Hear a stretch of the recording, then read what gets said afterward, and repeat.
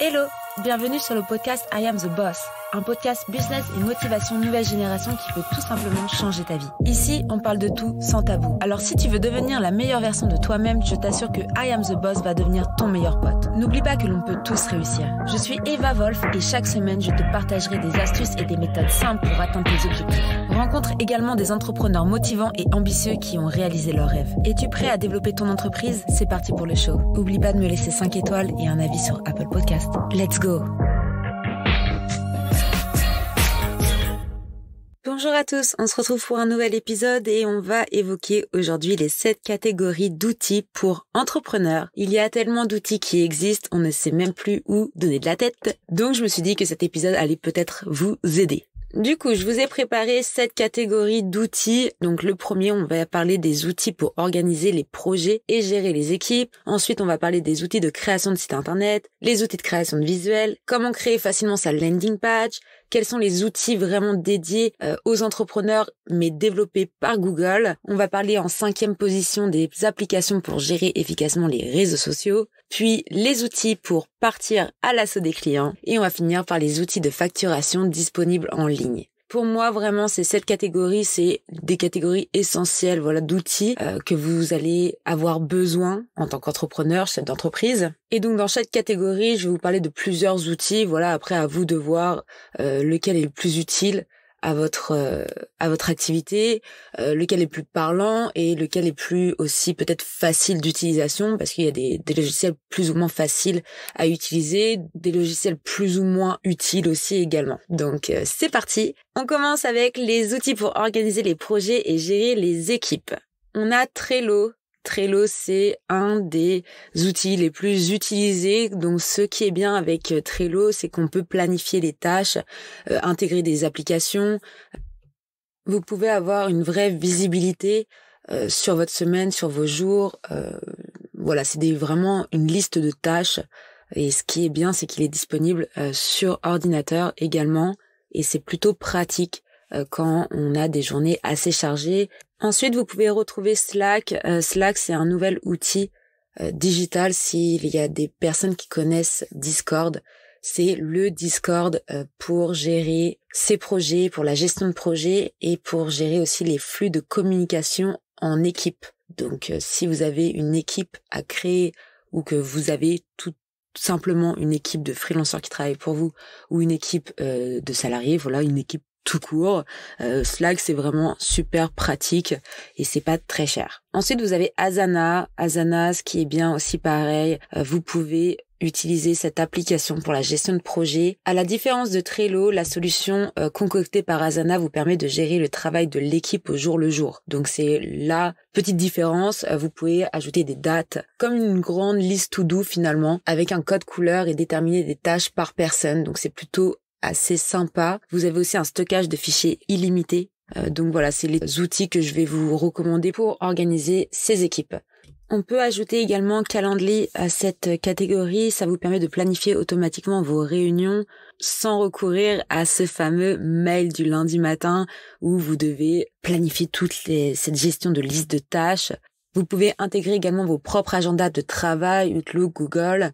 Et il y a aussi une fonctionnalité, on en reparlera tout à l'heure, vous pouvez donner la possibilité à vos clients de prendre eux-mêmes leur rendez-vous sur des créneaux que vous aurez choisis. Donc c'est un avantage super cool parce que vous n'avez pas à appeler le client en disant c'est quoi vos disponibilités, donner un jour de la semaine, un deuxième jour, puis un troisième avec d'autres créneaux horaires. Là, le client arrive directement sur votre page qui est personnalisée de A à Z. Il choisit quel type de rendez-vous il veut prendre et ensuite il choisit le créneau qui lui convient et tout est relié sur votre calendrier encore une fois et on reçoit un message de confirmation SMS, il en reçoit un aussi, on sait à quel moment vous allez avoir le rendez-vous, vous pouvez faire des formes, des contacts formes personnalisées de A à Z avec toutes les informations que vous voulez, le nom, prénom, adresse mail, numéro de téléphone, pourquoi ils veulent prendre rendez-vous avec vous, etc., etc. Enfin bref, Calendly, pour ça, c'est top. Et c'est un de mes faves outils. Je referai un épisode sur mon Fun Tour. C'est l'épisode qui est juste après celui-ci. Ok, maintenant revenons à nos catégories d'outils. Les outils de création de sites internet. Le fameux WordPress. Ok, Ça peut faire peur au début pour les personnes qui ne codent pas du tout, qui ne sont pas à l'aise avec des logiciels où il y a pas mal de boutons. Comment dire ? C'est vrai qu'un logiciel avec beaucoup de fonctionnalités, beaucoup d'options, ça peut vraiment faire peur. Mais ce qui est bien avec WordPress, c'est que l'on soit auto-entrepreneur, fondateur de start-up, responsable de grandes entreprises, peu importe, la création d'un site internet est obligatoire et WordPress, ce qui est bien, c'est que c'est gratuit. La seule chose que vous allez payer avec WordPress, ça va être certains plugins que vous allez ajouter, les widgets, des petits outils que vous allez ajouter en plus sur votre WordPress. Voyez ça un peu comme un Lego. Vous êtes libre ou non d'ajouter des pièces. C'est une métaphore un peu. Je sais pas pourquoi je fais cette métaphore-là, je pensais à ça. Enfin bon, ce qui est bien avec WordPress, c'est que la vitrine de votre projet ou de votre activité va être assez simple à réaliser. Pour les personnes qui sont pas à l'aise avec WordPress, ce que je peux totalement comprendre, je vais vous inviter à passer à Wix. C'est pas ce que je conseillerais, mais c'est beaucoup plus simple. Aujourd'hui aussi, vous pouvez également créer votre site vitrine via Google. C'est pas mal aussi. C'est assez simple, ça vous fait une landing page. On en reparlera après tout à l'heure sur l'autre catégorie de landing page. Franchement, je vous conseille pas Wix. Si vous avez des difficultés à utiliser WordPress, je vous invite à demander à un freelanceur de vous créer votre site internet. Si c'est un site internet juste vitrine, vous n'avez pas d'intérêt à avoir Shopify. Shopify, c'est l'outil indispensable pour les personnes qui veulent créer un e-commerce. Et ça, je vous invite à créer un site Shopify. C'est super simple à créer, c'est super simple à réaliser. Encore une fois, si vous n'y arrivez pas, faites-vous aider par un freelanceur, faites-vous aider par moi, peu importe, vous n'êtes pas seul. Dites-vous que quand vous n'arrivez pas à faire quelque chose, vous pouvez totalement déléguer cette partie. On va pas vous critiquer pour ça. Il y a des formateurs aussi qui existent, des formations qui existent. En l'occurrence, je fais des formations Shopify dédiées aux entrepreneurs. C'est pas un coût très élevé. C'est une formation d'une demi-journée où vraiment je vais vous apprendre à utiliser l'outil. Je vais vous aider aussi à faire les réglages. Et la deuxième partie de la journée, c'est moi qui va faire vraiment toute la partie petit codage, relier votre page Facebook, votre Instagram, le shop Instagram et le shop Facebook, etc. Bref, on en reparlera tout à l'heure, mais voilà, à retenir, WordPress ou Shopify, c'est les best sur le marché. Si vous n'avez pas les moyens de faire coder un site internet, c'est la base. La base. Du coup, rapidement, pour la partie 4, qui était la partie de landing page, là, je vous ai donné les outils pour créer cette landing page. Landing page, c'est quoi? C'est une page où on va arriver pour récupérer des leads. On appelle ça des leads. Donc, c'est des prospects qualifiés où vous allez retrouver le nom, le prénom, l'adresse email et toutes les informations que vous voulez avoir pour réaliser des ventes. On voit beaucoup de landing page, par exemple, pour des compagnies de vente en construction, tout ce qui va être panneaux solaires, tout ce qui recueille vraiment d'informations spécifiques. Là, on a beaucoup en ce moment, tout ce qui est CPF. Vous voyez beaucoup d'escroqueries aussi d'ailleurs par rapport à ce genre de site internet, parce que c'est des sites où vous allez donner vos datas, mais c'est vous qui les donnez, on les récupère pas, donc c'est totalement légal. Donc faites bien attention. Bon, c'est un autre sujet là. Je m'évade un peu, mais en gros pour que vous compreniez, voilà, une landing page c'est quoi? C'est une page que vous allez créer via un nom de domaine qui va être hébergé, via un hébergeur. Et cette page va être simple. Il va pas avoir beaucoup de clics. Les seuls clics qu'il va avoir, ça sera pour acheter ou pour donner justement ses informations personnelles. On enchaîne du coup sur la 5e catégorie, les outils pour entrepreneurs développés par Google. Google, c'est... J'adore Google. Pourquoi j'adore Google? C'est qu'il y a tellement d'outils à la même place. Du coup, on appelle ça une marketplace, la marketplace de Google. Donc, vous allez retrouver Google Analytics, ce qui va vous permettre de savoir l'origine du trafic pour vos campagnes marketing, par exemple, sur Facebook, ou vos campagnes marketing sur Google aussi. Moi, j'utilise moins cette partie-là, mais c'est possible aussi. Vous pouvez voir toutes vos conversions réussies, vos calculs du retour sur l'investissement. Le calcul du retour sur investissement, j'ai du mal à le dire. Mais vous pouvez aussi avoir pas mal de services gratuits, donc c'est assez sympa comme outil. Ensuite, on va retrouver le classique, le Google Drive. Envoyer des fichiers, garder des fichiers tout le temps sur son téléphone sans utiliser l'espace de son téléphone ou sur son ordinateur sans utiliser l'espace de son ordinateur. Mais merci Google. Donc voilà, Google Drive, c'est cool pour s'envoyer des fichiers ou aussi pour travailler sur des fichiers avec ses membres d'équipe. Donc vous pouvez stocker gratuitement près de 15 gigas de données personnelles. C'est l'outil que j'utilise tous les jours pour envoyer et recevoir des fichiers.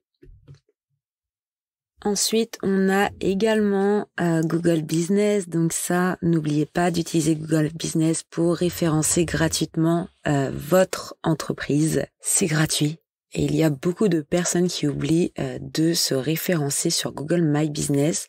Ça vous permet d'avoir une visibilité sur Google Maps. Ça vous permet aussi d'être référencé plus simplement et gratuitement sur le moteur de recherche Google. On enchaîne sur la 6e partie, donc c'est les applications pour gérer facilement les réseaux sociaux. Plus d'excuses pour dire j'ai pas le temps de publier, je sais pas comment tu fais pour publier tout le temps. Et vous avez la réponse, j'utilise Hootsuite. C'est mon mec, clairement Hootsuite, c'est mon petit hibou, mon petit animal de compagnie plutôt que mon mec. Donc ce qui est cool avec Hootsuite, c'est qu'on peut programmer les posts de ses réseaux sociaux favoris à partir d'une même plateforme.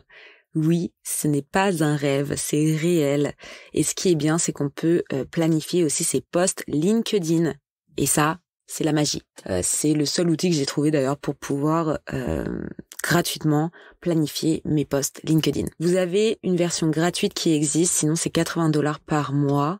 Donc c'est quand même un budget. Donc la version gratuite vous offre l'opportunité de pouvoir poster sur 3 réseaux sociaux différents. Donc c'est assez suffisant. Après, si vous êtes community manager, c'est mieux quand même de passer à la version payante. Ensuite, vous avez aussi Buffer. Donc la grosse différence, c'est que Buffer, déjà, c'est moins cher. Ils ont tous les deux les mêmes spécificités.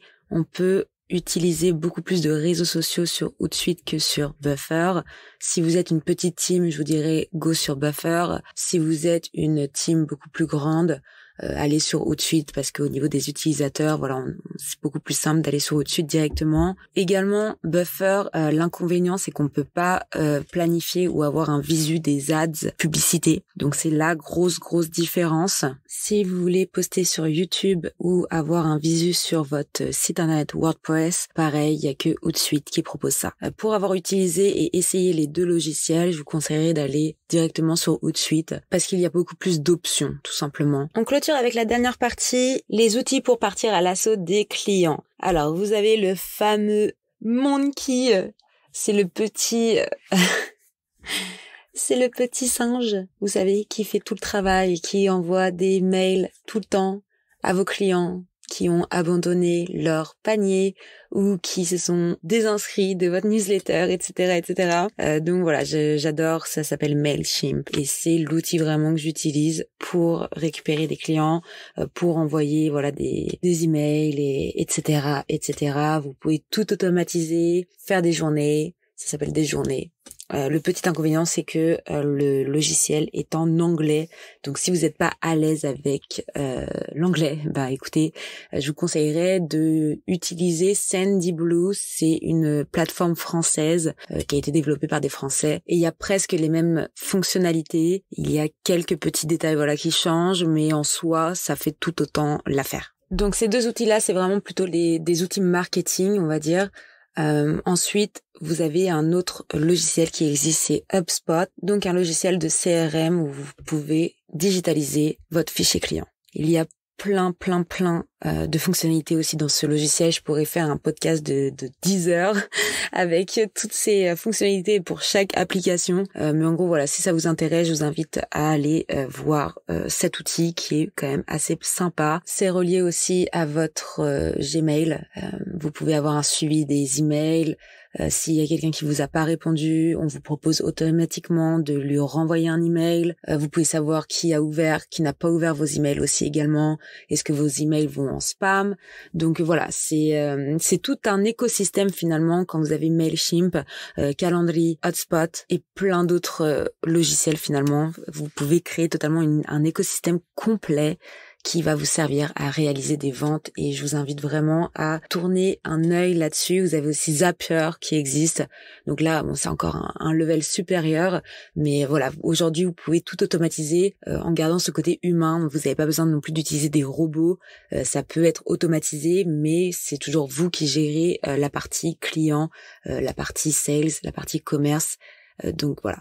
J'espère que cet épisode vous a plu, que vous n'avez pas eu trop d'informations. C'est vrai que c'était un épisode assez complet, donc je préfère pas faire un épisode non plus de 1 demi-heure par rapport à ce sujet. Je vous invite à aller voir la description du podcast où vous allez avoir toutes les informations et tous les liens vers toutes les plateformes que je vous ai dites dans ce podcast, dans cet épisode de podcast, et je vous dis à très vite. Merci d'avoir écouté cet épisode jusqu'à la fin. Tu peux laisser 5 étoiles à ce podcast, laisser un commentaire sur Apple Podcast pour me motiver et je te dis à très vite pour un nouvel épisode. I am the boss. Merci. En attendant, tu peux me retrouver sur toutes les plateformes evawolf.fr. Découvre également mon nouveau projet Squadmate, un outil révolutionnaire pour les freelanceurs.